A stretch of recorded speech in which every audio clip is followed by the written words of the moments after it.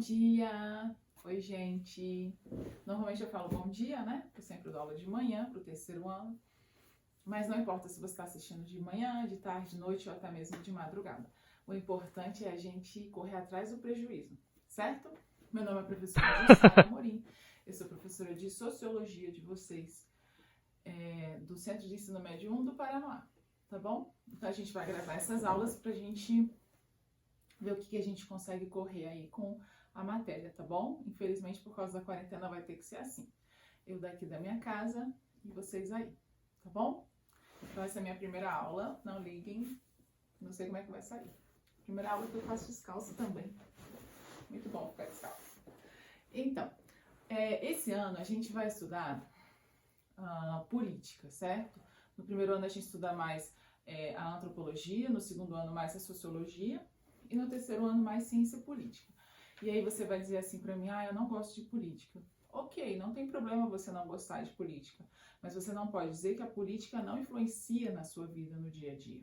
Por exemplo, quem diz que você realmente está vivo, que você nasceu? É o Estado, não é? A gente precisa ter um documento de um cartório autorizado pelo Estado para dizer que você está vivo, certo? Que você nasceu. Então, certidão de nascimento, o que mais? Nosso CPF, a carteira de motorista, certo? A carteira de trabalho, passaporte. Então, tudo a gente precisa de ter uma confirmação. Não adianta eu falar, eu estou viva, eu estou trabalhando, né? Eu preciso de toda essa documentação que o Estado confere a mim. E até para falar, fulano morreu. Pra gente tudo bem, mas se você vai pedir um auxílio ou aposentadoria daquela pessoa para ser transferida para você, não sei, como uma pensão, o Estado vai te perguntar cadê a documentação. Então a gente sempre está precisando do Estado para comprovar a nossa própria vida, né? E mais ainda, o Estado interfere no preço do pão, no preço do leite, né? No transporte público. E agora, mais do que nunca, a política está interferindo na nossa vida, né? No 100% do nosso dia. Tá muito claro isso por causa da quarentena, né? A gente está aqui dentro de casa porque o Estado assim determinou que não haveria aulas. Então, você pode não gostar de política. Na verdade, a gente fala, eu não gosto de política, mas o que a gente não gosta é dos políticos, mas na maioria das vezes, né? E aí a gente confunde o que eles fazem com a política com a política em si. No terceiro ano, a gente não vai... Eu não vou passar para vocês, olha, isso está certo, isso está errado na política. Essa é a minha visão de política. Eu não posso fazer isso. Mas o meu objetivo, o objetivo da sociologia no terceiro ano é dar para vocês os conceitos básicos para vocês entenderem a política e a partir daí poderem elaborar a opinião de vocês e estudar para o PAS, para o Enem, etc. Tá legal? Então a política interfere sim na nossa vida. Tanto é que a gente está aqui agora, eu estou falando para um celular, imaginando que vocês estão aí ouvindo, né? Saudade de ver vocês. Beleza? Então vamos lá. Estado e governo. Olha só, como foi que surgiu o Estado? Alguns teóricos chamados de contratualistas, eles imaginam, não tem como provar, que em algum momento da história, no passado, o ser humano viveu numa situação chamada de estado de natureza. No estado de natureza, o ser humano vivia de acordo com seus instintos, seus impulsos, fazia o que queria, certo? Não havia nenhuma limitação. E aí, todos os três acreditam que desse estado de natureza, o homem decidiu fazer um contrato social, uma decisão humana, fazer o contrato social. Então o Estado não surgiu, segundo eles, por uma decisão divina ou porque era natural surgir, mas porque o ser humano fez um contrato social, fez um pacto. E a partir daí surgiu o Estado, certo? Surgiu também a sociedade civil organizada. Então, os três contratualistas, que são três principais, acreditam que o Estado surgiu por meio de um contrato social estabelecido pelos próprios seres humanos. No estado de natureza, o ser humano podia usar violência, certo? Cada um individualmente tinha o poder total sobre si mesmo e poderia usar a violência para resolver alguma coisa. Já aqui no Estado, né, a gente não pode usar a violência. Não sei se vocês já ouviram falar, quando tem alguém linchando pessoas na rua, as pessoas provavelmente não usam esse termo, mas seria voltar ao estado de natureza, né? A gente tomando decisões para julgar, para punir as pessoas como cidadãos, e a gente não tem esse direito. A gente não tem o direito de prender, a gente não tem o direito de bater, a gente não tem o direito de julgar, ok? Quem tem esse direito, quem tem essa exclusividade, esse monopólio? O Estado. Então, segundo Max Weber, o Estado, a principal característica do Estado é o monopólio da violência, a exclusividade da violência, de utilizar a violência de forma legítima. Esses contratualistas acreditam que o Estado é algo legítimo, ou seja, aceitável. Por que é aceitável? Porque foram os próprios seres humanos que fizeram um contrato social, certo? Se nós decidimos sair do estado de natureza, nós decidimos estabelecer uma instituição que está acima de nós decidimos fazer um pacto de associação, um pacto de submissão, então esse estado, ele é legítimo, ele é aceitável, ok? Então, o Estado é a principal instituição política. De todos os nossos conceitos que nós vamos trabalhar, o Estado é a principal, tá bom? O principal conceito. O Estado, ele surgiu por um ordenamento jurídico, a gente pode falar isso. Ele surgiu por uma decisão jurídica, certo? Por uma decisão... Achei que tava chorando. E o Estado surgiu por uma decisão jurídica, certo? E o Estado faz decisões jurídicas, toma decisões jurídicas, ou seja, a gente pode dizer que o Estado é a principal instituição política, porque ele foi criado por uma decisão jurídica, certo? Por um ordenamento jurídico, e ele cria ordenamentos jurídicos. A gente pode ver lá na Constituição, né, Federal de 88, que tem lá as cláusulas não só dizendo como a gente deve viver, mas como o Estado deve funcionar, certo? Então, o Estado, ele tem leis que dizem como ele deve funcionar e o Estado também cria leis. Tranquilo? Então, agora eu pergunto para vocês e vocês não vão responder. Qual a diferença entre Estado e governo?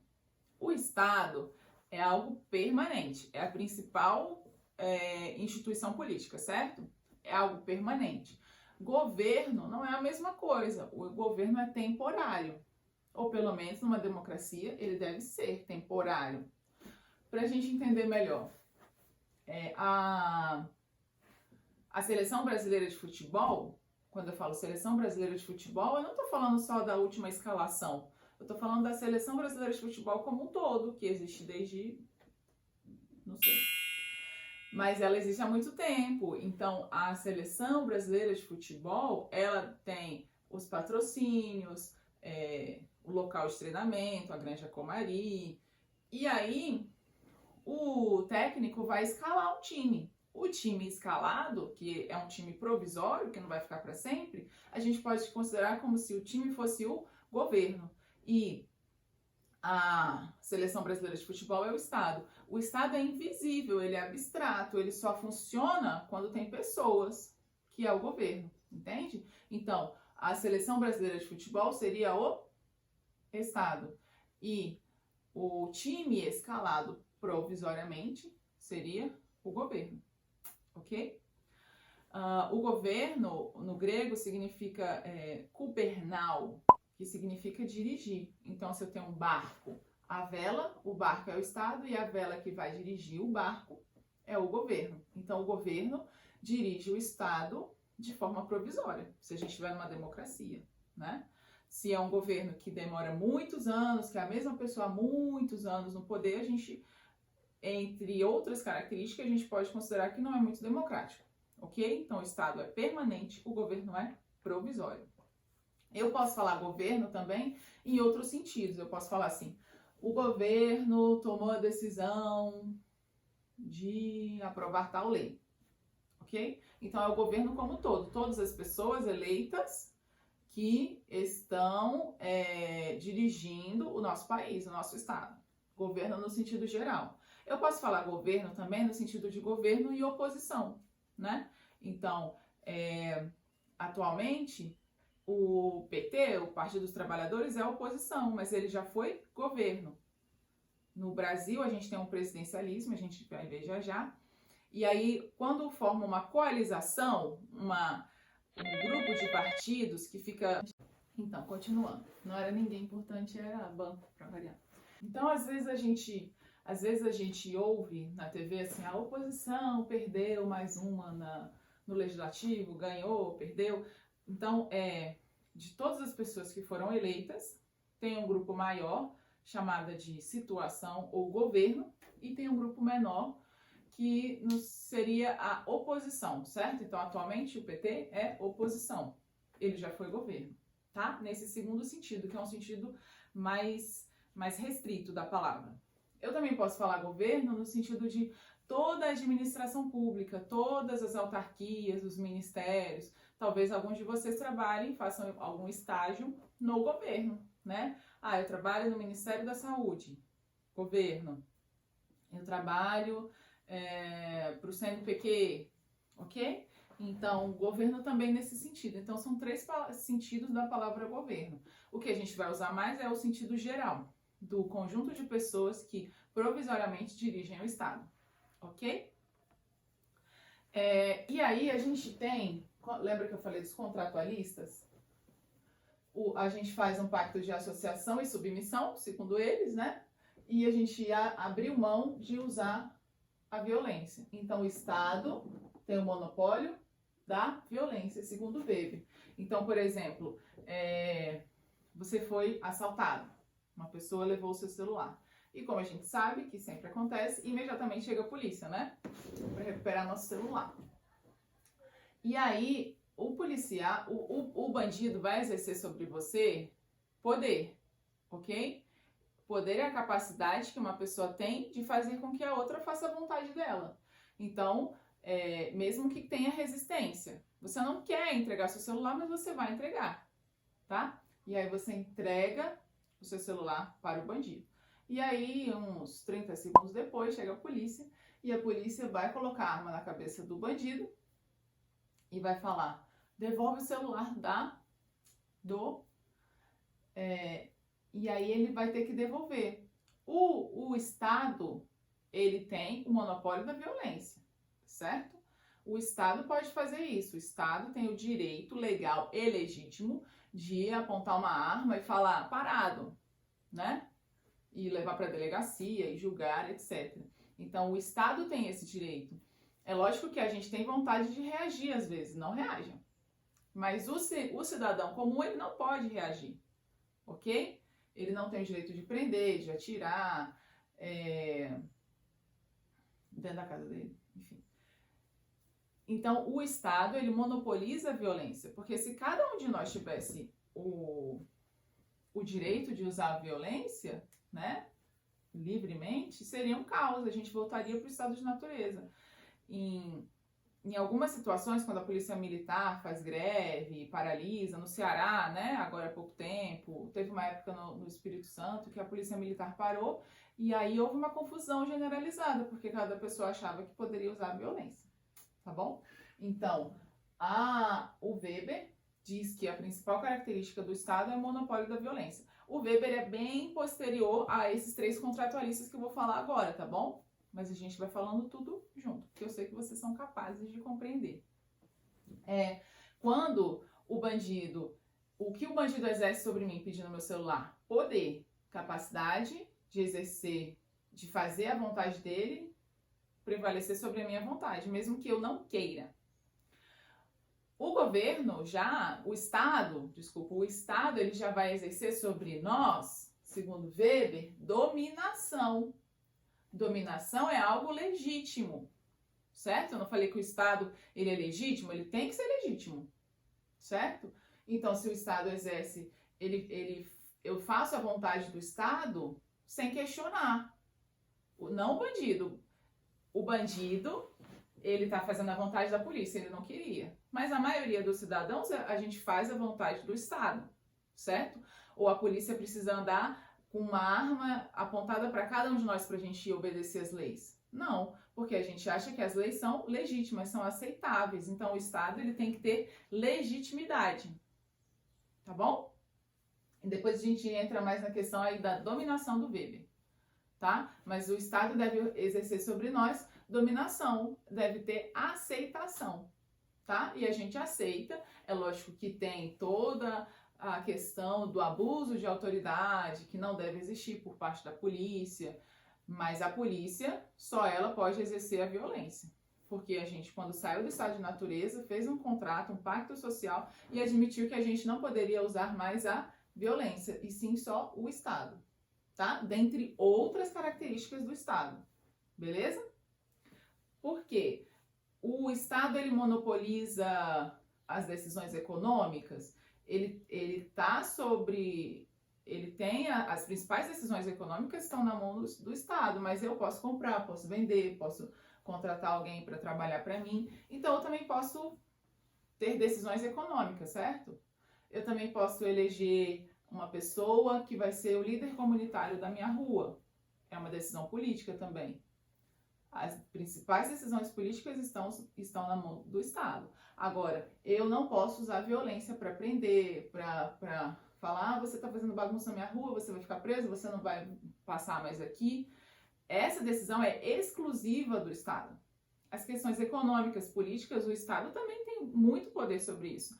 Mas o Estado tem exclusividade sobre a questão da violência, no sentido de prender, julgar, tirar do convívio social.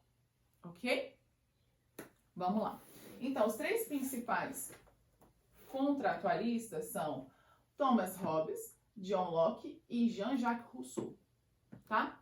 Os três concordam que existia um estado de natureza, não interessa quando, eles não estão fazendo datação. Existia um estado de natureza, o ser humano decidiu fazer um contrato, um pacto social e surgiu o Estado. Agora, por que eles fizeram esse contrato social? Aí, na resposta a esse porquê, todos os três discordam, tá? Por que aceitamos a existência do Estado? São três respostas diferentes. O Estado surgiu por meio de um contrato social. Ok, os três concordam. Agora, por que nós aceitamos esse Estado? Os três têm respostas diferentes, tá bom? Então, o Estado, ele é legítimo porque ele é a expressão do ser humano, da vontade do homem, tá bom? Da vontade daqueles que o obedecem, o Estado.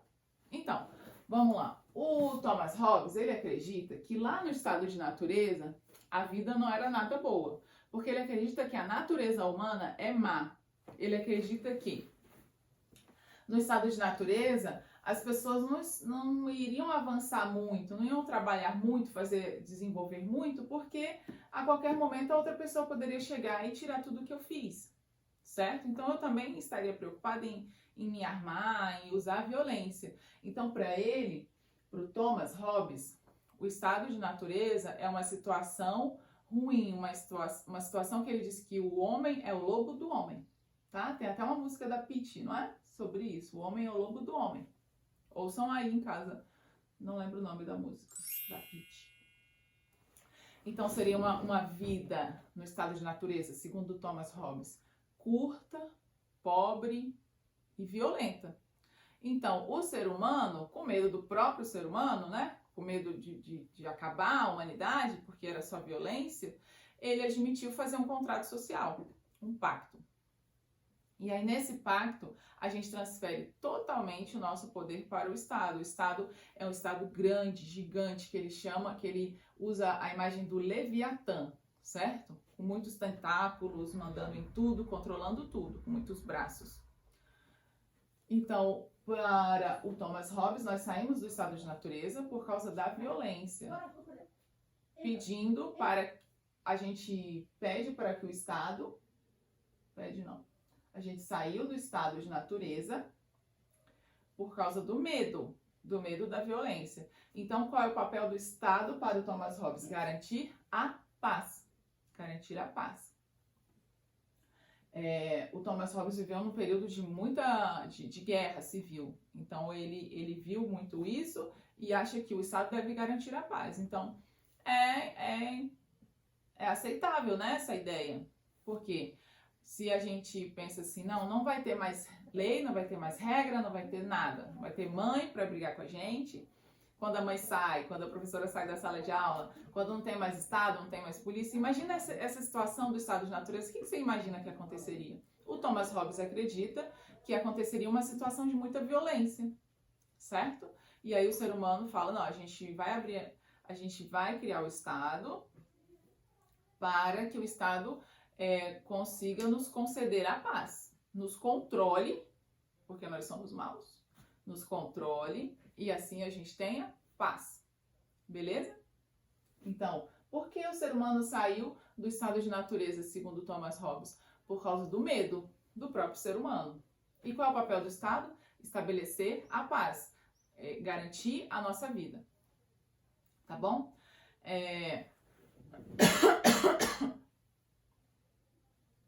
Já o John Locke, ele acha que o estado de natureza não era tão ruim assim. Não era uma situação de violência constante. Mas poderia haver conflitos. E o ser humano, ele não é bom juiz de si mesmo, né? Eu tenho conflito com fulano de tal, lá no estado de natureza. Eu digo, não, essa plantação é minha. Ele diz, não, é minha, acaba aqui. Então a gente tem um conflito. Eu sou juíza, ele é juiz no estado de natureza. Então a gente não vai chegar nunca a uma decisão.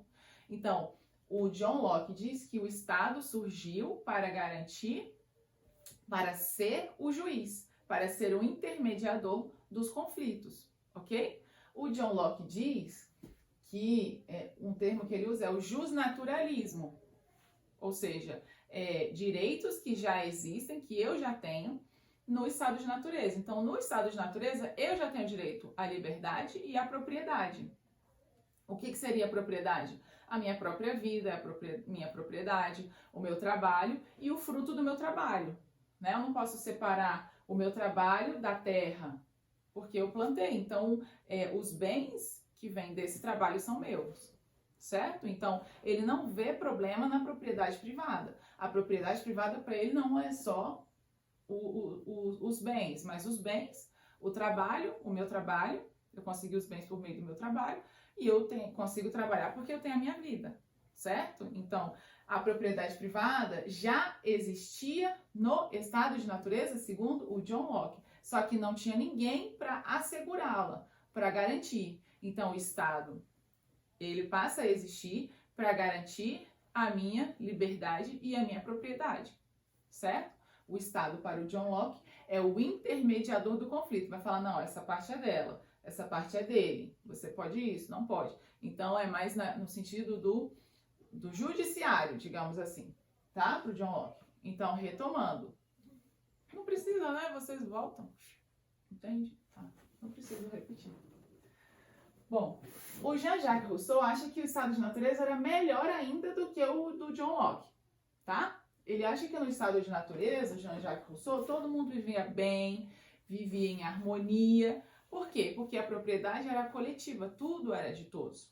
O Jean-Jacques Rousseau fala o seguinte: a partir do momento que alguém cercou um terreno e disse, isso é meu, esse foi o grande fundador de todos os problemas da humanidade, porque começou a existir conflitos. E o Jean-Jacques Rousseau, ele acredita que a sociedade vai nos corrompendo, as pessoas vão tendo necessidade de mostrar para o outro que tem mais e mais. Ele acha que foi assim no estado de natureza.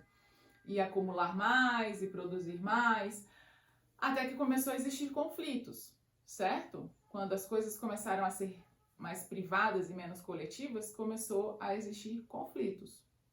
Então, o Estado não precisaria surgir se continuasse naquela harmonia inicial, tá? Mas essa harmonia inicial acabou, e aí o ser humano, segundo Jean-Jacques Rousseau, faz o contrato social para surgir o Estado. Mas o Estado tem que ser democrático, o Estado tem que fazer a vontade de todos, certo? O Estado, ele tem que ser o representante de todos, tá bom? Então, para o Jean-Jacques Rousseau, o ser humano é naturalmente bom, mas a sociedade vai corrompendo ele, tá bom? É a ideia, muitas vezes, que a gente chama de a ideia do bom selvagem. Tranquilo? Então, recapitulando. A gente tem o surgimento do Estado, segundo essa teoria dos contratualistas, porque foi feito um contrato social para que os seres humanos saíssem de uma situação chamada estado de natureza, estado com letra minúscula aí, tá? Uma situação de natureza. O ser humano fez um contrato, é lógico que não existe um contrato escrito que está no museu tal. É um contrato que a gente chama de contrato tácito, não é um contrato expresso, mas foi feito um contrato, segundo a teoria deles, e aí o ser humano cria o Estado se torna legítimo, porque foi uma criação do próprio ser humano, e o Estado é aceito pelo ser humano. Por quê?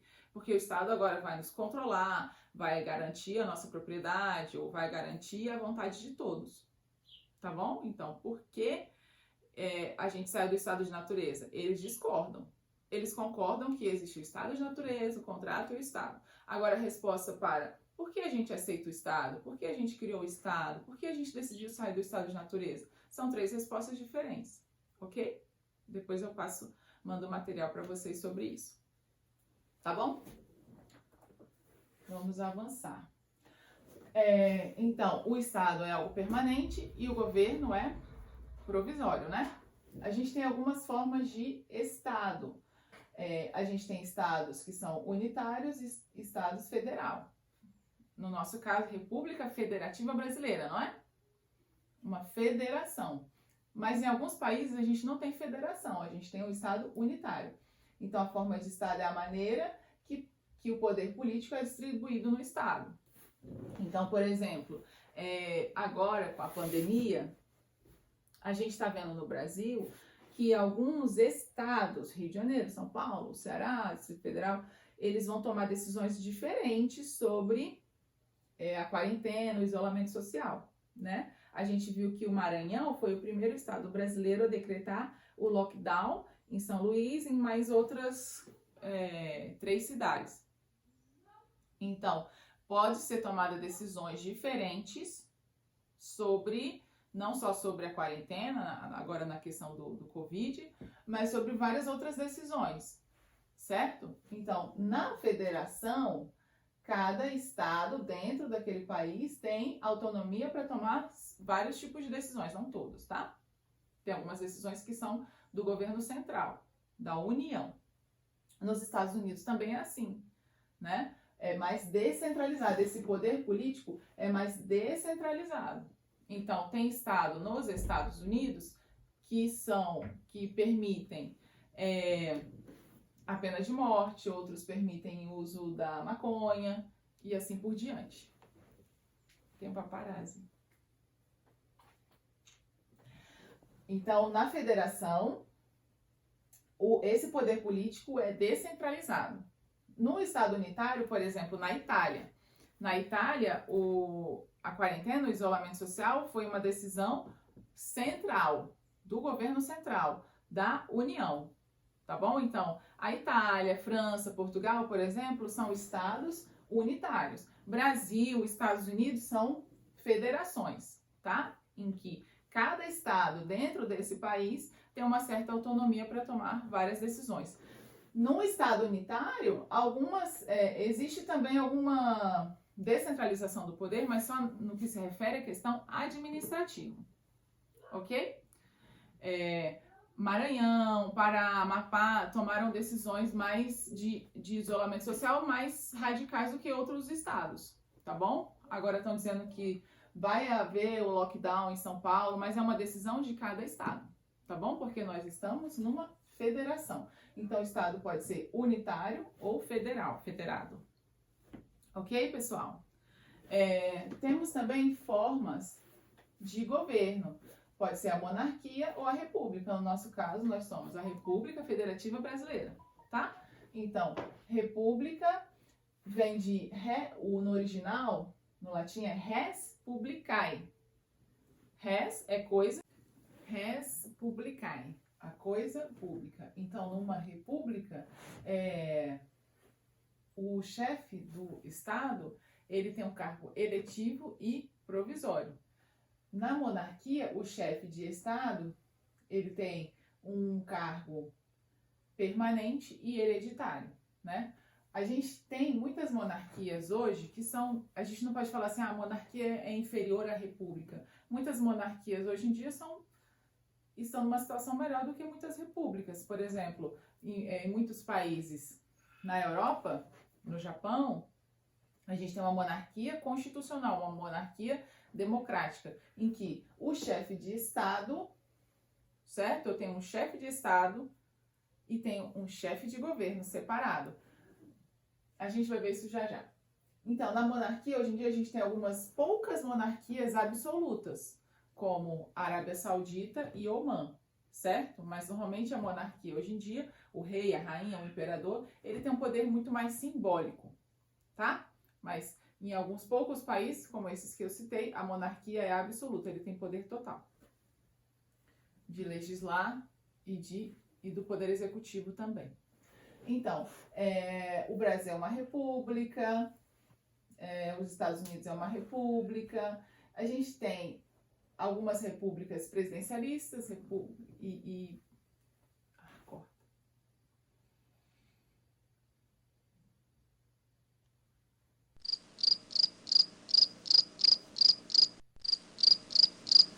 Numa república, o chefe de Estado pode ser tanto um presidente quanto um primeiro-ministro. Então, a gente tem monarquia e república. Podemos ter formas de sistemas de governo, que é o presidencialismo e o parlamentarismo. Então, no Brasil, a gente tem uma república, certo? Presidencialista. Na Inglaterra, é uma monarquia parlamentarista, tá? Então, numa monarquia parlamentarista, o chefe de Estado é uma rainha, certo? Um rei. E o chefe de governo é um primeiro-ministro, tá? No caso do Brasil, o chefe de Estado é o presidente. E o chefe de governo também é o presidente. Então, no presidencialismo, ele tem bastante poder, o presidente, né? Porque ele é tanto chefe de Estado quanto chefe de governo. O chefe de Estado, ele vai mais ter atribuições no que se refere a questões internacionais, de representar o país, certo? E as questões do dia a dia é o chefe de governo. Então, no presidencialismo, o presidente é tanto chefe de Estado quanto chefe de governo. Na monarquia, eu tenho, sem ser aquelas monarquias absolutas, na monarquia eu tenho um chefe de Estado, é uma pessoa, uma rainha, a Rainha Elizabeth, na Inglaterra, no Reino Unido, e o chefe de governo é o primeiro-ministro. É separado, são duas pessoas, chefe de Estado e chefe de governo. No presidencialismo, a mesma pessoa é tanto chefe de Estado quanto chefe de governo, tá? Então, o chefe de Estado vai resolver questões mais internacionais, representar o país, e o chefe de governo as políticas do dia a dia, tá? Só que a gente também tem repúblicas parlamentaristas, como é o caso da Itália, tá? Eu tenho um chefe de Estado, que é um presidente, e um chefe de governo, que é o primeiro-ministro. Pode parecer confuso, é porque a gente tem várias configurações de monarquia, república, presidencialismo e parlamentarismo. Então, por exemplo, no Brasil e nos Estados Unidos, o presidente é tanto chefe de Estado quanto chefe de governo, ok? Na França, eu tenho um presidente, é uma república parlamentarista. Eu tenho um presidente, certo? E um primeiro-ministro. Na França, a gente só ouve falar mais do presidente. O primeiro-ministro não tem tanto poder, tá bom? Então, uma república, ela precisa ser sempre uma república presidencialista? Não, pode ser uma república parlamentarista, como é o caso da França. E lá, o presidente tem bem mais poder, aparece muito mais do que o primeiro-ministro, o que se dá inverso na Alemanha. Lá na Alemanha também é uma república parlamentarista. Então, eu tenho uma pessoa que é chefe de Estado, que é o presidente, e a outra que é o chefe de governo, que é o primeiro-ministro, que na Alemanha se chama chanceler. Então, eu tenho a Angela Merkel, que é a chanceler, certo? Na França e na Alemanha, eu tenho uma república parlamentarista, tá? Na França, o presidente aparece mais, tem mais poder do que o primeiro-ministro. Na Alemanha é o contrário, a gente nem ouve falar do presidente da Alemanha, a gente só ouve falar dela, né? Da Angela Merkel, que é a primeira-ministra ou a chanceler, tá bom? Então, a gente, entre presidencialismo e parlamentarismo, qual é melhor? Eles têm prós e contras. Por exemplo, o presidencialismo tem um problema que pode ser muito poder para uma pessoa só, tá? Muito holofote para uma pessoa só. E também no presidencialismo a gente tem um período fixo de mandato. No 4 anos ou 5 anos o presidente vai ficar. No parlamentarismo não. Ele pode ficar 1 ano, pode ficar 10 anos, Angela Merkel está um tempão, né? São decisões do parlamento. No presidencialismo, o povo escolhe diretamente o seu chefe de Estado, que também é chefe de governo. No parlamentarismo, não. No parlamentarismo, a gente vai, na eleição, escolher os parlamentares, os ministros. E eles, entre eles, vão escolher o primeiro-ministro. O chefe de governo, no parlamentarismo, não é eleito diretamente pela população, mas é eleito indiretamente, certo? O que não torna menos democrático, mas pode ser visto como um ponto negativo. Dentre várias outras questões, por exemplo, no parlamentarismo, se esse primeiro-ministro não está indo bem, ele pode ser derrubado rapidamente, o que é uma vantagem.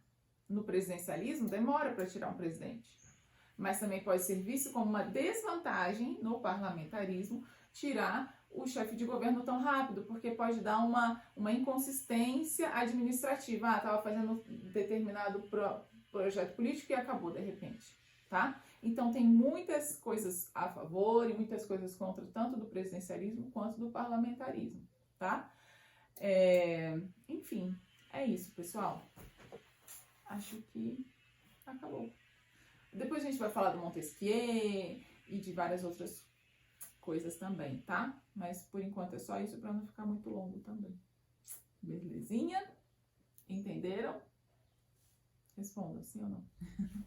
Então tá, beijo, fiquem em casa e depois a gente vai conversando pelo WhatsApp, tá bom? Tchau, tchau!